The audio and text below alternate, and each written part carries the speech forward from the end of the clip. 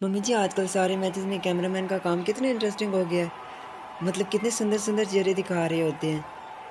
आजकल TV place पे किसी का ध्यान ही नहीं जाता, सब लोग कैमरे की तरफ ही देखते रहते हैं। बबली आंटी की बेटी अपने बॉय फ्रेंड के साथ पकड़ी गई है बेचारी। क्या हाल हुए होंगे बेचारी के, मुंह की बल गिरी होगी। लोगों को लगता है कि वो अपने साथ छुपा लेंगे और किसी को पता भी नहीं चलेगा। अब तुम ही देख लो, तुम कहती हो मैं व्हाट्सएप यूज नहीं करती, व्हाट्सएप यूज नहीं करती, सारी रात ऑनलाइन रहती हो और वो दिख जाता है। बात तो सही है मम्मी जी, पर मैं सोच रही हूँ अगर आपको मेरा लास्ट सीन दिख जाता है तो इसका मतलब आप भी जागे रहते हैं। पर आप तो 8 बजे कहते हैं रोटी खाने के बाद मेरी कमर में दर्द हो रही है, मैं सोने जा रही हूँ।